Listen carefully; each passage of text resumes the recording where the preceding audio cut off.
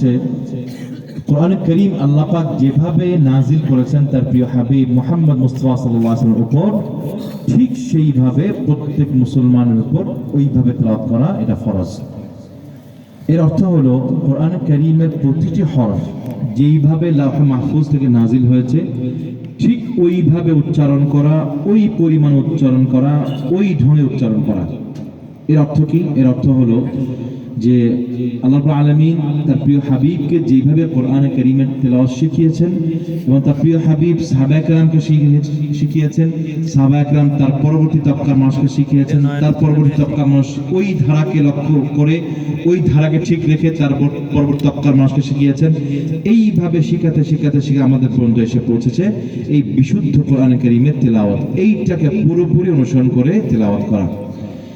এজন্য সমস্ত আইম্মাগণ এবং সমস্ত সাহাবায়ে কেরাম এই কথার উপর একমত ছিলেন যে প্রত্যেক মুসলমান নরনারীর উপর কোরআন কারীমের বিশুদ্ধ তেলাওয়াত করা ফরজে আইন। কি বলেছেন? ফরজে আইন। এটা করতেই হবে, এটাকে কমানোর কোনো সুযোগ নাই, বা এটাকে এই হুকুমটাকে ব্যত্যয় ঘটানোর কোনো সুযোগ নাই। দলিলটা কি? দলিলটা হচ্ছে আল্লাহ পাক কোরআনে ইরশাদ করেছেন, الذين آتيناهم الكتاب يتلونه حق تلاوته أولئك يؤمنون به। অর্থ হলো যাদেরকে আমি কিতাব দান করেছি এবং যারা এর হক আদায় করে তেলাওয়াত করে। অপর একটি আয়াতে আল্লাহ রাব্বুল আলামিন তার প্রিয় হাবিবকে উদ্দেশ্য করে বলেছেন, ওয়ারাত্তিলিল কোরআন তারতিলা, আপনি কোরআনকে তেলাওয়াত করুন, পাঠ করুন তারতিলের সাথে। হযরত আলীকে জিজ্ঞেস করা হলো, সাহাবায়ে কেরাম জিজ্ঞেস করলেন যে সাইয়েদনা আলী, এই তারতিল যে শব্দটা আসছে কোরআনের মধ্যে, এই তারতিলের ব্যাখ্যাটা কি? তারতিলের আল্লাহ পাক এখানে কি বলতে চাইছেন? উত্তরে তিনি বললেন, হুয়া তাজওয়ীদুল হুরুফি ওয়া মা'রিফাতুল উকুফ। এর অর্থ হলো কোরআন কারীমের প্রতিটা হরফের যে তেলাওয়াত করার নিয়ম আছে, পদ্ধতি আছে, পঠন পদ্ধতি আছে, এইটাকে পুরোপুরি অনুসরণ করে পাঠ করা এবং সেই সাথে দাড়ি কমা জানা। দাড়ি কমা জানা, এর নাম কি? তারতিল। এর সহজ ব্যাখ্যা হলো কোরআন কারীমের প্রতিটি হরফের নিয়ম কানুন মেনে হরফগুলো কোত্থেকে কিভাবে উচ্চারণ হবে এই বিষয়গুলো সঠিকভাবে তিলাওয়াত করা এবং দাড়ি কমাটাকে বুঝে বুঝে পড়া। এখন আসেন প্রিয় ভাইরা, আমরা যদি কোরআন কারীমকে আমাদের মন মতো পড়ি, অশুদ্ধ পড়ি, তাহলে সমস্যাটা কোথায়? সমস্যাটা হলো প্রিয় ভাইরা আমার, সবচেয়ে গুরুত্বপূর্ণ ইবাদত, ফরজ একটা ইবাদত, এটা কি? নামাজ। নামাজ না? আচ্ছা, নামাজ। এই নামাজটা বিশুদ্ধ হওয়ার জন্য সবচেয়ে গুরুত্বপূর্ণ বিষয় হচ্ছে যে তিলাওয়াত সহিহ হওয়া। তিলাওয়াত কি হওয়া? সহিহ হওয়া। এখন প্রিয় ভাইরা আমাকে বলেন, যদি আমার তিলাওয়াত অশুদ্ধ হয়, আমি যদি অশুদ্ধ তিলাওয়াত করি, তো সমস্যা কি? সমস্যা আছে নাকি? আছে। কি সমস্যা? সমস্যাটা হলো যে আপনার নামাজ নষ্ট হয়ে যাবে। আচ্ছা ভাইরা বলেন তো, আমরা কে কে চাই যে আমাদের নামাজ নষ্ট হয়ে যাক? একটু হাত তুলেন তো দেখি। ওদিকে একজন ভাই হাত তুলছেন, বুঝে হাত তুলছেন।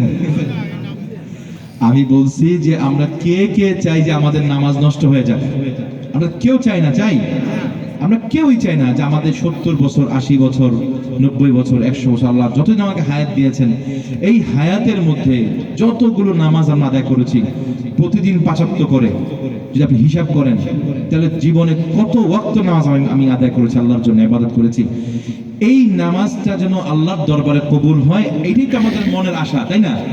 এটা আমরা মনে প্রাণে বিশ্বাস, আল্লাহ আপনাদের যেন নামাজটা কবুল করেন। সবসময় আমরা এইটাই আল্লাহর কাছে কায়ে মনোবাক্যে আমরা আশা করি। এখন আমার যদি একটা দুর্বলতার কারণে, আমার একটু গাফিলতির কারণে, আমার অনিচ্ছার কারণে, আমার মেহনত না করার কারণে আমার যদি এই নামাজটা আল্লাহর দরবারে কবুল না হয়, তাহলে আমার মতো দুর্ভাগা আর দুনিয়ার মধ্যে কেউ নাই। এই জন্য প্রিয় ভাইরা, নামাজ নষ্ট হওয়ার অন্যতম কারণ হচ্ছে তিলাওয়াতের অশুদ্ধতা, তিলাওয়াতকে সহি করে আদায় না করা, তার হক আদায় করে তিলাওয়াত না করা। এই জন্য আল্লাহ পাক কিন্তু কোরআনের 2টা আয়াত অলরেডি নাজিল করে দিয়েছেন, বলে দিয়েছেন। আমি একটু সহজ উদাহরণ আপনাকে বোঝাই। যেমন ধরেন, আলহামদুলিল্লাহি রাব্বিল আলামিন, আমরা সূরা ফাতিহাতে পড়ি প্রতি ওয়াক্তের মধ্যে, আলহামদুলিল্লাহি রাব্বিল আলামিন, সমস্ত প্রশংসা আল্লাহর জন্য, যিনি কি নবল এবং কি ভূমণ্ডলের মালিক। আচ্ছা, রব প্রকৃতি মালিক। আচ্ছা, এখন আমি যদি এখানে আলহামদুর জায়গায়, সমস্ত প্রশংসার জায়গায় আমি যদি হার জায়গা হা দিয়ে পড়ি, আলহামদু লিল্লাহি রাব্বিল আলামিন, তো অর্থটা কি আসে শুনেন। আলহামদু অর্থ কি? সমস্ত প্রশংসা আল্লাহর জন্য। আর যদি আমি হার জায়গা হা দিয়ে পড়ি, যেটা আমাদের দেশের অধিকাংশ মানুষ এইভাবে পড়ে, আলহামদু লিল্লাহি রাব্বিল আলামিন, পড়ে কিনা এইভাবে? অধিকাংশ এইভাবে পড়ে। এবার অর্থটা কি আসে দাঁড়ায়, একটু শুনেন। অর্থটা দাঁড়ায়, আলহামদুর কয়েকটা অর্থ আছে, এর মধ্যে একটা হলো নীরবতা, দুর্বলতা, মৃত্যুকে বোঝায়। কয়টা বোঝায়? আরো আছে, তিনটা বললাম, নীরবতা, দুর্বলতা, মৃত্যুকে বোঝায়। এখন আমি যদি তিনটা অর্থ এখানে ধরি, আলহামদু, যদি আমি নীরবতাকে বোঝাই, তাহলে কি দ্বারা অর্থটা? নীরবতা আল্লাহর জন্য, নাউজুবিল্লাহ। আমরা যদি এখানে পড়ি আলহামদু, অন্য একটা অর্থ ধরি যে মৃত্যু আল্লাহর জন্য, নাউজুবিল্লাহ মিন যালিক। আরেকটা অর্থ এখানে আসতে পারে, আলহামদু অর্থ কি? দুর্বলতা, দুর্বলতা আল্লাহর জন্য, নাউজুবিল্লাহ। তো এই যে আপনার একটা হরফ শুধুমাত্র তার সঠিক জায়গা থেকে উচ্চারণ না হওয়ার কারণে পুরোপুরি অর্থের মধ্যে কি হয়ে গেছে এখানে ভাইরা? পরিবর্তন হয়ে গেছে। আমরা কি এটা আশা করি? এটা চাই? চাই না। প্রিয় ভাইরা, আল্লাহ পাক এই কোরআনকে নাজিল করেছেন এবং সাথে এটাও বলে দিয়েছেন, ওয়ালাকাদ ইয়াসসারনাল কুরআনা লিযিকরি ফাহাল মিন মুদ্দাকির। এই কোরআনকে আমি নাজিল করেছি, এটাকে সহজ করে দিয়েছি। সহজ, আল্লাহ কোরআন কঠিন করেন নাই। কিন্তু আমাদের একটু চেষ্টার দরকার প্রিয় ভাইরা, একটু মেহনতের দরকার। দেখেন প্রিয় ভাইরা, প্রত্যেকটা পৃথিবীর মধ্যে প্রতিটা ভাষা কি রয়েছে? নিজস্ব একটা অক্ষর রয়েছে, শব্দ রয়েছে, একটা ভাষাগত একটা টোন রয়েছে। বাংলার মধ্যে আছে, জাপানিজ ভাষা আছে, চাইনিজ ভাষায় আছে, আরবি ভাষায় আছে, ইংরেজিতে আছে। আমরা বাংলা যখন আমরা কথা বলি তখন, যেমন ধরেন আমি যদি বলি আমি ভাত খাই, এখন এটাকে যে আমি বলি আয় আয় আয় আয়, মানে এটার কোনো অর্থ আসে?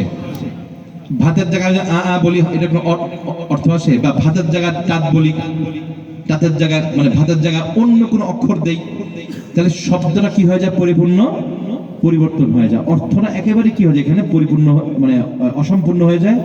একটা ধরে সন্দেহর কি হয়? তৈরি হয়। ঠিক তো কোরআনে কারীমের মধ্যে আল্লাহ পাক যখন এই কোরআনকে নাজিল করেন, প্রিয় নবীজিকে তিনি এই কোরআনকে শিখিয়ে দিয়েছেন প্রতিটা হরফ কিভাবে উচ্চারণ করতে হবে, এই হরফের উচ্চারণটা কোন জায়গা থেকে হবে, আইন কোত্থেকে হবে, হা কোত্থেকে হবে, ওয়া কোত্থেকে হবে, র কোত্থেকে হবে, হামজা কোত্থেকে হবে, প্রতিটা হরফের উচ্চারণের জায়গা আল্লাহ রাসূলকে আল্লাহ পাক শিখিয়ে দিয়েছেন। সুবহানাল্লাহ। এবং এই শিখানোটা আল্লাহ রাসূল কি করেছেন? সমস্ত সাহাবায়ে কেরাম আল্লাহ রাসূল তিনি শিখিয়ে দিয়েছেন। সাহাবীরা তার পরবর্তী যুগের মানুষকে এইভাবে শিখিয়ে দিয়েছেন। এই যে ধারাবাহিকতা যুগ যুগ এইভাবে আলহামদুলিল্লাহ চলে আসতেছে। এখন প্রিয় ভাইরা, আপনাদের কাছে আমি যেটা বলতে চাচ্ছি সেটা হলো যে এই কোরআন তেলাওয়াতের অশুদ্ধতার কারণে আমার নামাজ যদি আল্লাহর কাছে কবুল না হয়, যদি কোরআনের অর্থটা যদি বিকৃতি হয়ে যায়, পরিবর্তন হয়ে যায়, তাহলে কাল কিয়ামতের মাঠে আমার রব যদি আমাকে জিজ্ঞেস করে যে আব্দুর রহমান, তোমাকে আমি এই কোরআন দিয়েছিলাম এই কোরআনকে শেখার জন্য, তার হক আদায় করে তেলাওয়াত করার জন্য, তুই কতটুকু এর হক আদায় করে তেলাওয়াত করে নামাজ আদায় করেছিলা এবং আমার সামনে তুমি এটা নিয়ে উপস্থিত হয়েছো, আমি কি উত্তর দেব? কোনো উত্তর থাকবে? উত্তর থাকবে না প্রিয় ভাইরা। আমরা দেখা যাচ্ছে দুনিয়াবি ইলম অর্জনের জন্য, বিশেষ করে দুনিয়ার কিছু সাবজেক্ট আছে, কঠিন সাবজেক্ট, সেগুলো কি জানেন? আপনার এটা আপনার ধরেন ফিজিক্স আছে, ম্যাথ আছে, বা যারা সায়েন্স নিয়ে যারা পড়াশোনা করেন তারা জানেন ফিজিক্সের সাবজেক্ট কঠিন, ফিজিক্সটা কঠিন একটা সাবজেক্ট। সায়েন্সের যত সাবজেক্ট আছে এর মধ্যে ফিজিক্স বলেন, কেমিস্ট্রি বলেন, ম্যাথ বলেন, এগুলো কিন্তু কঠিন সাবজেক্ট। এই কঠিন সাবজেক্টগুলো কিন্তু মানুষের আবিষ্কার করা, এই মানুষের আবিষ্কার করা এই সাবজেক্টগুলো বা এই বিষয়গুলো শেখার জন্য আমরা কি না কষ্টটা করি, কি না পরিশ্রমটা করি, রাত দিন আমরা এক করে ফেলি, করি না? যারা স্কুল কলেজে পড়েন, বিশেষ করে ক্লাস 9 থেকে যারা পড়াশোনা করেন, যারা ধরেন সাবজেক্ট চেঞ্জ হয়ে যায় ক্লাস 9 থেকে, কেউ কমার্সে যায়, কেউ সায়েন্সে যায়, কেউ আর্টসে যায়, তো যারা সায়েন্সে যান তারা দেখবেন যে রাত দিন এক করে ফেলে, কোথায় খাওয়া কোথায় ঘুম। আর যারা মেডিকেলে পড়ে তার তো কোনো কথাই নাই, যারা ডাক্তারি পড়ে দেখা যায় যে ওনাদের খাওয়া দাওয়ার কোনো ঠিক ঠিকানা থাকে না। এত পরিশ্রম করে, এত মেহনত করে তারপর একজন মানুষ কি হয়? ডাক্তার হয়, অথবা একজন মানুষ ইঞ্জিনিয়ার হয়। তো দুনিয়াবি শিক্ষা অর্জনের জন্য আপনি এত পরিশ্রম করছেন, এত মেহনত করছেন, কিন্তু যেই কিতাব যেই কিতাব আল্লাহর তরফ থেকে আপনার জন্য নাজিল হয়েছে আপনার জীবনের পূর্ণ একটা জীবন বিধান হিসাবে, যেই কিতাব আপনাকে জান্নাতে যাওয়ার জন্য সুপারিশ করবে, যেই কিতাব তেলাওয়াত করলে প্রতিটা হরফে 10টা করে নেকি, সুবহানাল্লাহ, এই ধরনের কিতাব পড়ার জন্য, শেখার জন্য কতটুকু মেহনত আপনি করেছেন প্রিয় ভাই আমার? করছেন আপনারা মেহনত? করি নাই। কাল কিয়ামতের মাঠে আমরা আল্লাহর কাছে কি জবাব দেব প্রিয় ভাইরা? আসেন আমরা আজকের এই মাহফিল থেকে আমরা এইটুকু অনুধাবন নিয়ে যাই এখান থেকে, যে আমি আমার জীবনের 60 বছর 70 বছর 80 বছর 100 বছর পার করে ফেলেছি, কিন্তু আমি তো আল্লাহর কোরআনটা আমি শিখি নাই। আজ আমার শেখা উচিত ছিল, শিখি নাই। আমি 2 দিন পরে কবরে যাব, কবরে গেলে আমার রব যেন আমাকে জিজ্ঞেস করবেন, প্রতিটা কথা জিজ্ঞেস আমি কি উত্তর দিব? আমার কাছে কোনো উত্তর নাই। এই জন্য প্রিয় ভাইরা আমি আজকের মাহফিল থেকে আপনাদের কাছে বিনয়ের সাথে অনুরোধ করব, আসেন আমরা শুধু মাহফিলে এসে ওলামা কেরামের আলোচনা শুনে, নসিহত শুনে যেন এটা এর মধ্যে থেমে না থাকে। এই যে শিখছি, শুনছি, এগুলো যেন আমাদের জীবনের কিছুটা হলো আমরা বাস্তবে এটাকে প্রয়োগ করি, বাস্তবায়ন করি। মাহফিলগুলা, এই যে বাংলাদেশের প্রতি গ্রামে গঞ্জে মাহফিল হচ্ছে সারা দেশে, এই মাহফিলগুলা কিন্তু চলতি ফিরতি মাদ্রাসা, চলতি ফিরতি কি মাদ্রাসা, চলতি ফিরতি ইসলামিক স্কুল বলি আমরা এটাকে। মাহফিলগুলা হচ্ছে চলতি ফিরতি মাদ্রাসা। এই যে এখানে একটা মাদ্রাসা হচ্ছে, এটা হচ্ছে স্থায়ী মাদ্রাসা, স্থায়ী মাদ্রাসা। আল্লাহ যেন এই মাদ্রাসা কিয়ামত পর্যন্ত জন্য কবুল করেন। আর মাহফিলগুলা হচ্ছে অস্থায়ী মাদ্রাসা, মানে চলতি ফিরতি মাদ্রাসা। এখান থেকে উলামা কেরামগণ যে কথাগুলো বলেন, যে আলোচনাগুলো করেন, এই কথাগুলো কিন্তু ওনারা কোরআন সুন্নাহ থেকে ওনারা এই আলোচনাগুলো করেন, নিজের মন গড়া কোনো কথা এখানে ওনারা বলেন না। আপনাদেরকে একত্রিত করে মাহফিলের মধ্যে 2-4টা কথা বলেন। এই জন্য প্রিয় ভাইরা আপনাদের উচিত হবে, যেই মাহফিলে আপনারা যান না কেন, যেখানেই বসেন না কেন, এই কথাগুলোকে শুনে দিলের মধ্যে বসাবেন, আত্মস্থ করবেন এবং এই কথাগুলোর উপর ইনশাআল্লাহ আপনারা আমল করবেন। আল্লাহ প্রত্যেককে সেই তৌফিক দান করেন। প্রিয় ভাইরা, যেটা আপনাদেরকে বলছিলাম, কোরআন কারীমের বিশুদ্ধ উচ্চারণ, বিশুদ্ধ হরফের উচ্চারণ, যদি আমি কোরআন কারীমের প্রতিটা হরফের হক আদায় করে তেলাওয়াত করি, তাহলে কি হবে? পুরস্কারটা কি? পুরস্কার স্বরূপ আল্লাহ পাক প্রতিটা হরফের বিনিময়ে আমাকে 10 নেকি করে জমা করবেন। সুবহানাল্লাহ। যদি আমি হক আদায় করে পড়ি, আর যদি হক আদায় করে না পড়ি, ইমাম গাযালি রাহিমাহুল্লাহ তিনি বলেছেন, একটা তিনি উদ্ধৃতি দিয়েছেন, তিনি বলেছেন রুব্বা কারিন লিল কোরআন ওয়াল কোরআন ইয়ালানু। এটার অর্থ হলো এমন তিলাওয়াতকারী রয়েছে, এমন কোরআন পাঠকারী রয়েছে যাকে কোরআন অভিসম্পাত করে, অভিশাপ দেয়, লানত দেয়। কেন লানত দেয়? তার কারণ হলো কোরআনের সে হক আদায় করে সে পড়ছে না। ভাইরা, কোরআনের দ্বিতীয় হক হচ্ছে কোরআনকে বোঝা, কোরআনের অর্থ বোঝা। এটা অত্যন্ত জরুরি। একজন মুসলমান, তার জন্য আল্লাহ পাক এই কোরআনকে জীবন বিধান হিসেবে পাঠিয়েছেন। আমি যদি এই জীবন বিধানটা না বুঝি, আল্লাহ তরফ থেকে আমার জন্য কি মেসেজটা আসছে, কোরআনের কোন আয়াতের মধ্যে আমাকে আল্লাহ পাক এই কাজটা না করার জন্য বলেছেন, কোন আয়াতের মধ্যে আল্লাহ পাক আমাকে এই কাজটা করতে বলেছেন, কি কি কাজ করতে বলেছেন, কি কি কাজ করতে বলেননি, এটা যদি আমি না বুঝি, আমি আমলটা আমি কিভাবে করব?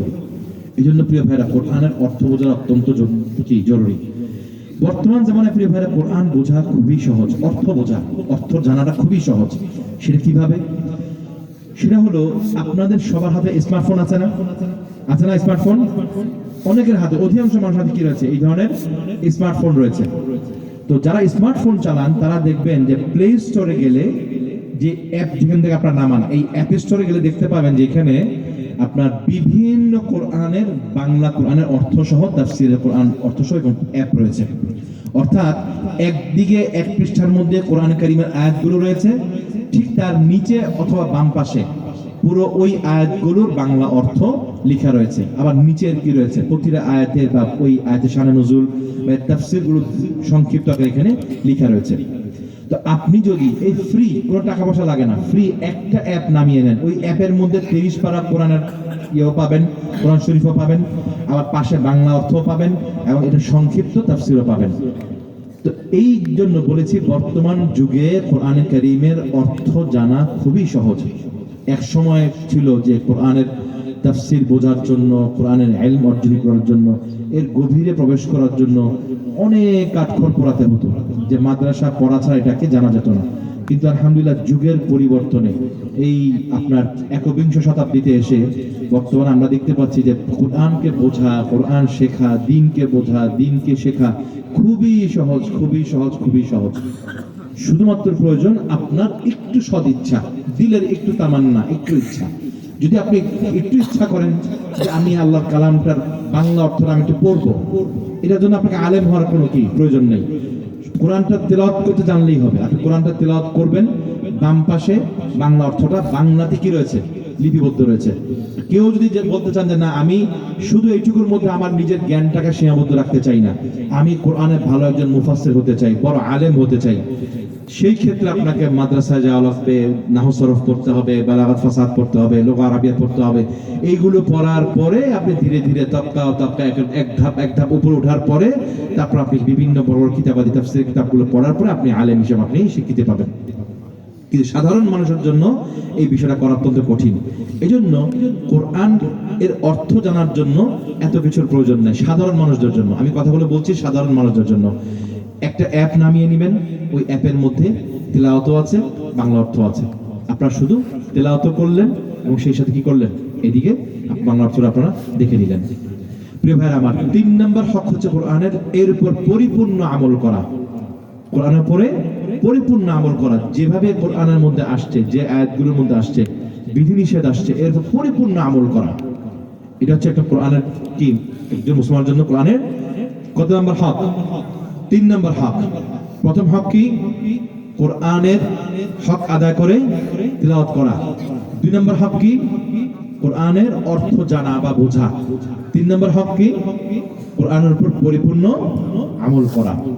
প্রিয় ভাইরা, আজকের এই মাহফিলে যারা উপস্থিত হয়েছেন আমার দিনী ভাই বোনেরা, আজকের এই মাহফিল থেকে আপনারা এই মেসেজটুকু নিয়ে যান যে আমি আমার বাকি জীবনটুকু, আগামীকালের সূর্যোদয়ের পর থেকে নিয়ে আমার মৃত্যুর আগ পর্যন্ত বাকি জীবনটুকু আল্লাহ যে কদিন আমাকে হায়াতে রেখেছেন, ওই কয়দিন প্রতিদিন অন্তত পক্ষে একটু করে হলো আমি তেলাওয়াত করবো। বেশি না, সামান্য একটু পড়েন। একটা পৃষ্ঠা যদি না পারেন আধা পৃষ্ঠা পড়েন, আধা পৃষ্ঠা না পড়লে অন্তত 5টা লাইন পড়েন। প্রতিদিন অন্তত একটু একটু করে পড়েন, একটু একটু করে পড়েন। এই একটু একটু তেলাওয়াতই আপনার জন্য, আপনার আমলনামার মধ্যে আল্লাহ পাক এত বেশি বরকত দিবেন যে আল্লাহ রাসূল সাল্লাল্লাহু আলাইহি ওয়াসাল্লাম বলেছেন, ইকরাউল কুরআন ফাইন্নাহু ইয়াতি ইয়াউমাল কিয়ামাতি শাফিআন লিআসহাবিহি। উম্মতকে উদ্দেশ্য করে আল্লাহ রাসূল বলেছেন, হে আমার উম্মত, তোমরা বেশি বেশি কোরআন পড়ো, বেশি বেশি কোরআন পড়ো, বেশি বেশি কোরআন পড়ো। কারণ কি, কোরআন পড়লে কি হবে? ফাইন্নাহু ইয়াতি ইয়াউমাল কিয়ামাতি শাফিআন লিআসহাবিহি। কেননা কাল কিয়ামতের ওই কঠিন দিনে, ওই কঠিন দিবসে, ওই কঠিন মুহূর্তে যখন বাবা তার সন্তানকে চিনবে না, সন্তান তার বাবাকে চিনবে না, স্বামী তার স্ত্রীকে চিনবে না, স্ত্রী তার স্বামীকে চিনবে না, মা তার ছেলেকে চিনবে না, ছেলে তার মাকে চিনবে না, প্রত্যেকে ইয়া নফসি ইয়া নফসি ইয়া নফসি করতে থাকবে। ওই কঠিন মুহূর্তে এই কোরআন ওই ব্যক্তির জন্য সে সুপারিশ করবে। সুবহানাল্লাহ। কেন সুপারিশ করবে কোরআন আপনার জন্য? কারণ আপনি আপনার এই দুনিয়ার জীবনে কোরআনকে আপনার বন্ধু বানিয়েছিলেন, কোরআনকে আপনার সাথী বানিয়েছিলেন। প্রতিদিন আপনি কোরআন তেলাওয়াত করতেন।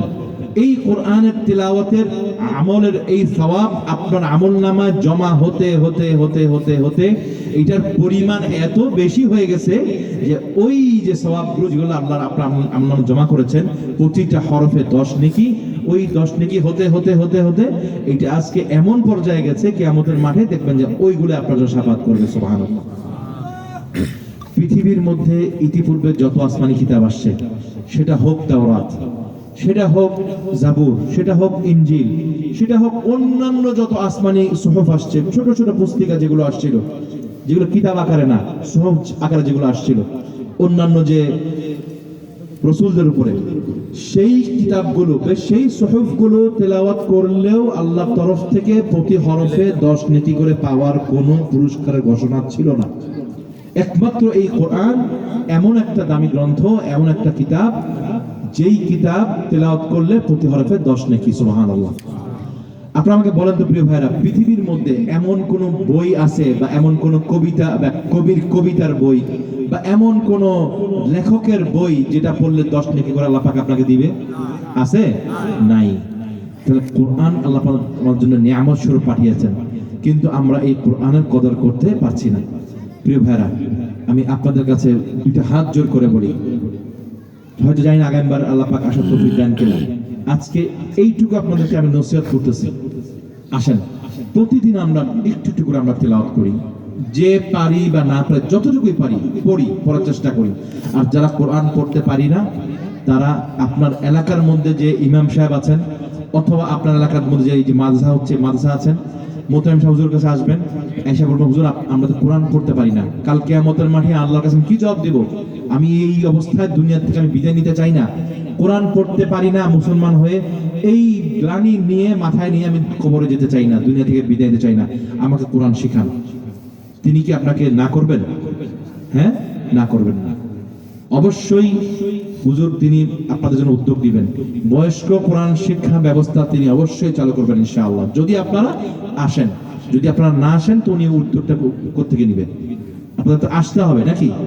আপনারা ওনার কাছে আসবেন, এই মাদ্রাসায় আসবেন, এসে দরকার হলে মাগরিবের পরে হোক, এশারের পরে হোক, অন্তত 1 ঘন্টা প্রতিদিন ব্যয় করেন যে আমি ইনশাআল্লাহ প্রতিদিন একটু একটু করে আমি শিখবো, কোরআন শিখবো। দেখবেন এই একটু একটু হতে হতে সেটা একদিন ইনশাআল্লাহ কি হয়ে যাবে, পুরা কোরআন আপনার ইনশাআল্লাহ খতম হয়ে যাবে। যারা পড়তে পারেন না তারা দেখবেন ইনশাআল্লাহ আল্লাহ পাক মানুষের মেহনত দেখে, পরিশ্রম দেখে, তার সদিচ্ছা দেখে, নিয়ত দেখে, যদি আপনার নিয়ত পরিশুদ্ধ থাকে, আপনার মেহনত থাকে, পরিশ্রম থাকে, অবশ্যই আল্লাহ আপনার এটার মধ্যে বরকত দিবেন। এজন্য প্রিয় ভাইরা, আসেন আমরা ইনশাআল্লাহ আগামীকাল থেকে আমরা এই কাজটা অন্তত আমাদের জীবনের সাথে আমরা এটাকে জড়িয়ে নেই। আসেন আমরা কোরআনকে আমার বন্ধু বানাই, আসেন আমরা কোরআনকে আমার সাথী বানাই। এই কোরআন ইনশাআল্লাহ কাল কিয়ামতের মাঠে আপনার জন্য শাফাআত করবে। আমিন। আল্লাহ প্রত্যেককে সেই তৌফিক দান করুন।